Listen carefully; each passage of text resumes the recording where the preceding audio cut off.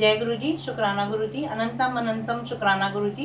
आज का मैं अपना सत्संग एक टूर को लेकर करना चाहती हूँ, जो कोयम्बटूर का टूर था तमिलनाडु में।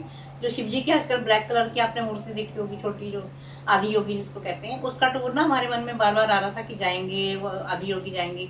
तो हमने 2-3 महीने पहले तैयारी शुरू कर दी, ट्रेन की टिकट बुक करा दी ताकि कंफर्म हो, कोई दिक्कत ना हो, क्योंकि 40 घंटे का सफर था, लंबा सफर था। मेरी टांगें अकड़ जाती हैं तो है ना, वैसे भी कोई बंदा इतना लंबे सफर पे कंफर्टेबल ही जा सकता है। तो हमने टिकट्स बुक करा ली, सब कर लिया, आने की भी जाने की भी। और जब हम गए तो देखो ऐसा हुआ कि जब हम रेलवे स्टेशन पहुंचे नई दिल्ली, तो 7 नंबर प्लेटफॉर्म पे गुरुजी को हमने बोला आप हमारे साथ साथ चलना। और तब से गुरुजी ने ऐसा चमत्कार दिखाना शुरू किया, आप सत्संग सुनते जाना। एक एक समय में गुरुजी ने दिखाया कि मैं तुम्हारे साथ हूँ, हम संग साए हूँ, तुम डरो मत। क्योंकि हम दिल्ली से कभी बाहर नहीं गए, ना मैं गई ना कभी मेरी बेटी गई, दोनों डरे और दोनों डर डर के गुरुजी का नाम लेकर टूर की तैयारी करते रहे। और सबसे पहले गुरुजी ने यहीं से चलना शुरू कर दिया हमारे साथ। जब हम ट्रेन के प्लेटफॉर्म पर पहुंचे तो प्लेटफॉर्म नंबर 7, टिकट नंबर जो प्लेटफॉर्म की होती है S7 ऐसे था। और जो ट्रेन थी वो वैसे 5 बजे चलनी थी, लेकिन वो लेट हो गई और वो 7 बजे चली।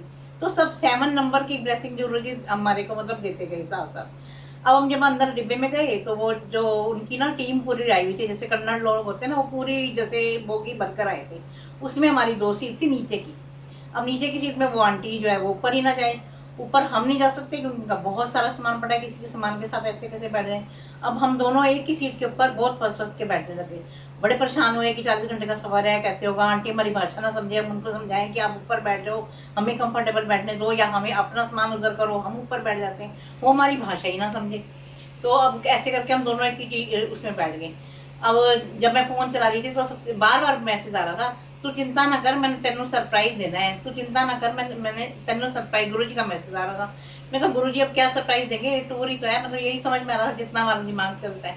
तो चलो ट्रेन का सफर शुरू हुआ, रात हुई, चलो आंटी ऊपर चली गई, मैं नीचे सो गई। अब सुबह जैसे हम रोशनी शुरू हुई तो मैंने अपना पाठ पूजा शुरू करी। इधर विंडो की तरफ मुंह करके, इधर तो आंटी है, उस तरफ मुंह करके कोई ये ना कहे पता नहीं क्या कर रही है। और जैसे जैसे संगत जी मैंने जपजी साहब का पाठ लगाया और सुखमनी साहब का पाठ लगाया, वैसे वैसे वहाँ पहाड़ों में मोर के दर्शन, आवाजें आनी, मोर की आवाजें आनी शुरू, ट्रेन रुकी, वहाँ मोर, मतलब गुरुजी हर समय हर पल उस टूर में हमारे साथ रहे। फिर हम पहुंचे वहाँ पर, होटल पहुंचे, टैक्सी ली, होटल पहुंचे। तो वहाँ पे जो हमारा रूम था वो भी SS7 था। और उसी रूम में, और जो पीछे जो बिल्कुल दीवार थी उससे वो पूरा जंगल था।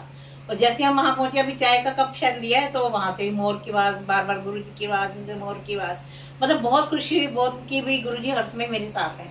अब हम उसके बाद हमने टैक्सी बुक कराई, थोड़ा आराम किया, नहा धोकर हम चले वहाँ दर्शन करने के लिए।